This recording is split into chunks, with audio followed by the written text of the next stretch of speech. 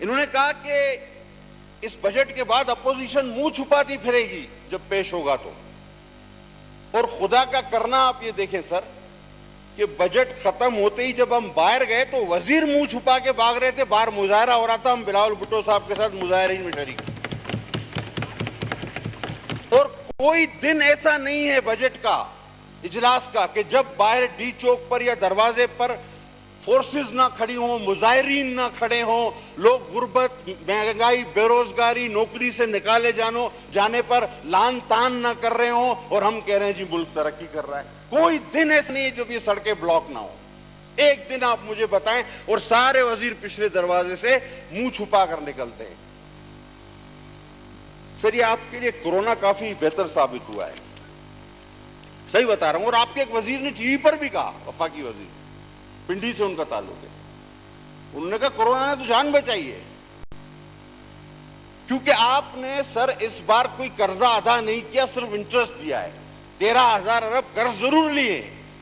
अगले साल जब आप इस कर्जों की किस्तें भी अदा करेंगे, इंटरेस्ट भी अदा करेंगे, तो आपको पता चलेगा कि आप कहां हैं। सर 2013 में हमने जब हुकूमत छोड़ी थी तो 25 अरब रुपए की दरामदाद थी। आज 22 भी नहीं है और आप नाच रहे हैं खुशी से। तो ये आपके टारगेट हैं। सर 3 बजट हुए, आपने कौन सा फाइनेंशियल टारगेट अपना मीट किया है टैक्सेस का? No, not a single. और इस बार भी आपने बड़ा मफरूजा रखा है कि जनाब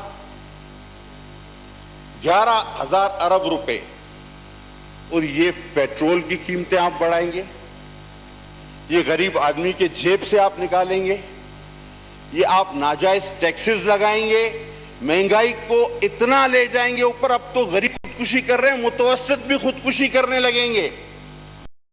बजट कश्मीर इलेक्शन का बजट है या मिड टर्म इलेक्शन का बजट? ये तो वैसे ही बजट है सर, बचपन में कोई थप्पड़ मार के भाग जाता था, ये बजट पेश करके भागने वाले हैं क्या?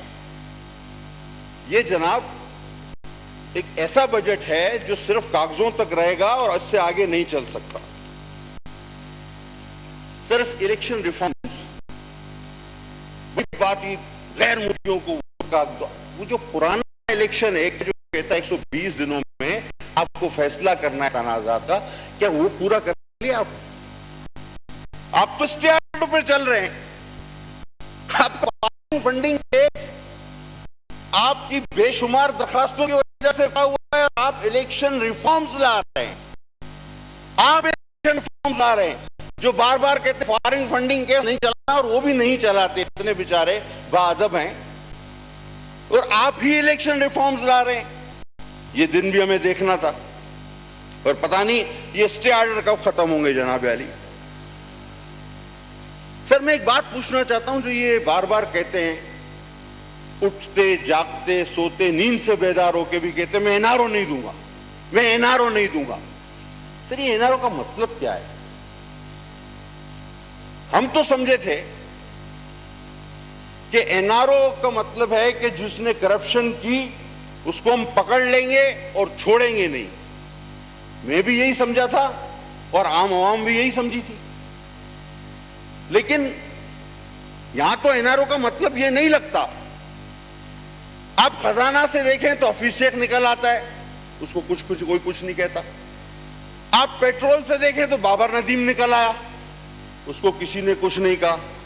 आप अद्वैयात से देखें तो कयानी निकल आया, उसको किसी ने कुछ नहीं कहा। आप चीनी से देखें तो जहांगीर तरीन निकल आया, आपने कुछ नहीं कहा। आप के इलेक्ट्रिक से देखें तो आरिफ नकवी निकल आया, आपने उसको कुछ नहीं कहा। आप चंदे से निकले तो हमारी बाजी निकल आई, आपने उनको भी कुछ नहीं कहा। आप कोरोना मेडिसिन से देखें तो जफर मिर्जा निकल आया, आपने उसको कुछ नहीं कहा। आप हाउसिंग सोसाइटी को उठाएं तो अलीम खान निकल आता है, आपने उसको कुछ नहीं कहा। आप रिंग रोड को उठाएं तो जुल्फी बुखारी निकल आता है, आपने उसको कुछ नहीं कहा।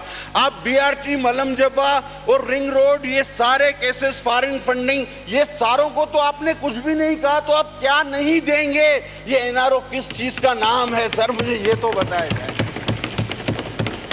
मुझे सर ये बता दें, ये एनआरओ आखिर क्या है जो आप नहीं देंगे? ये एनआरओ किस चीज का नाम है? जो अपोजिशन मांग रही है और आप उठते बैठते कहते हैं मैं नहीं दूंगा, मैं नहीं दूंगा, ये एनआरओ है क्या?